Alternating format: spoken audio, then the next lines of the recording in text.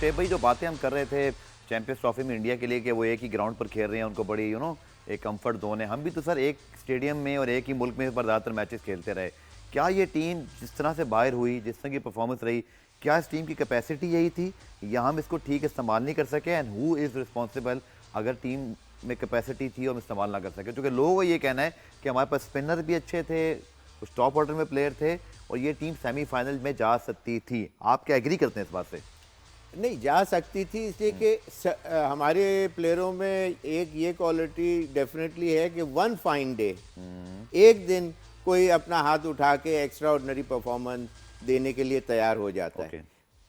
Combined effort जो होता है टीम को जिताने में, मुश्किलात के अंदर ट्रबल वाटर्स में से बाहर निकालना एक कॉम्बिनेशन होता है और वो टीमें अक्सर कामयाब रहती हैं कि जहां उनका कंबाइंड एफर्ट नज़र आए। ठीक है, हमारे वहाँ एक लोनसम एक्स्ट्रा ऑर्डिनरी, आज तो दोनों ओपनर्स ने एक्स्ट्रा ऑर्डिनरी परफॉर्मेंस दी। ठीक, तो इसलिए दो प्लेयर नज़र आ रहे हैं कि जी फ़खर और जी साहबजादा फरहान। ठीक है, लेकिन उसके बाद सॉरी सागा, यानी कि 25 बॉलों के अंदर 35 रन सिर्फ विथ लूजिंग 7 विकेट्स। अनबिलीवेबल। तो इस तरह का जब वो चीज़ आएगा तो फिर कंबाइंड एफर्ट जब नहीं होगा तो फिर इस तरह का रिजल्ट आपके सामने आ जाता है। तो एफर्ट जो है, मैं समझता हूँ कि हमारे पास प्लेयर अच्छे ज़रूर हैं लेकिन और टाइटन अप स्क्रू करने पड़ेंगे।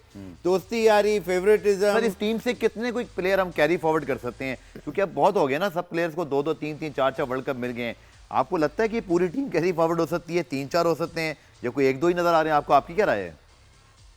पहली बात तो ये कि 1-2 प्लेयर, सबसे बड़ी बात है कि कैप्टन ही पूरी टीम के अंदर कोई ऐसा अभी इस वक्त नजर नहीं आ रहा कि ये कैप्टन मटेरियल हो कि जो स्मार्ट डिसीजन लेने का ऑन द स्पॉट वो तैयार हो, डेयरिंग हो और टीम को एक साथ लेके चले।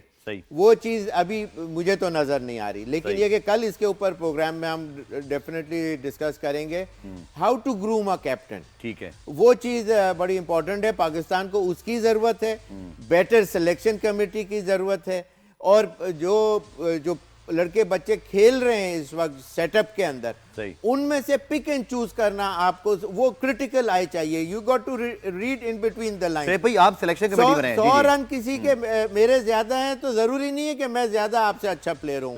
आपने मुश्किलात में 100 रन कम करे, मैंने बहुत आसान, और बीच में फेवरेटिज्म भी, अंपायर का डिसीजन भी बाद दफा आ जाता है। तो उस तरह की चीजें आपको पिक एंड क्वालिटी, मुश्किलात में से जो टीम निकालने का आदी हो वो प्लेयर को आपको सेलेक्ट करना होता है।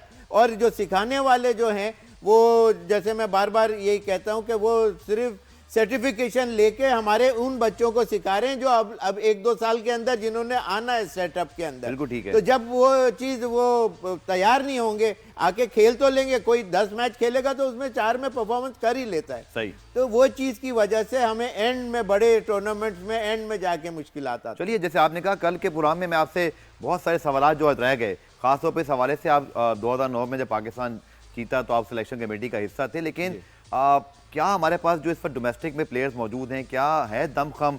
कल तफसीली बहुत बात करेंगे, लेकिन शेख भाई जाते जाते मेरी ड्यूटी ये कि कल जो हमारा फिक्सचर्स हैं उन पे बात कर लें, क्योंकि जिम्बाब्वे वर्सेस साउथ अफ्रीका तो I think is a dead rubber, but India versus West Indies going to be absolute cracker. Is a knockout match for both team. जो जीता सेमीफाइनल, जो जीता, इंडिया तो घर में ही रहेगा बट वेस्ट इंडीज को बड़ी लंबी फ्लाइट लेनी पड़ेगी। Your view sir in the last, इस मैच में आप क्या देख रहे हैं? बिल्कुल, इंडिया मैं समझता हूँ कि वो would definitely go all out और उनका क्राउड उनको बहुत सपोर्ट कर रहा होगा।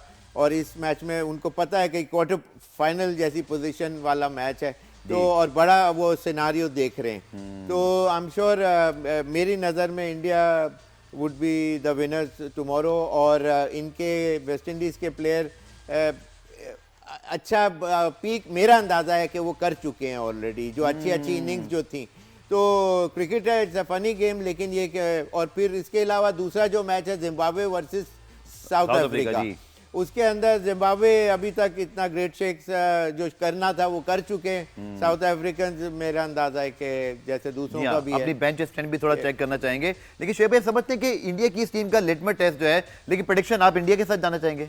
हाँ, इंडिया की टीम, चलिए मैं समझता हूँ जी वेस्ट इंडीज थोड़ा सरप्राइज कर सकता है, तो देखिए कल क्या होता है, because they have some good power hitters. तो इंशाल्लाह कल आपसे मुलाकात होगी, कल के शो में आकर दोबारा से पाकिस्तान क्रिकेट पर और जो हमारे मसाइल है उनके ऊपर भी बात करेंगे। मुझे शोएब भाई को इजाजत दीजिए, अल्लाह हाफिज।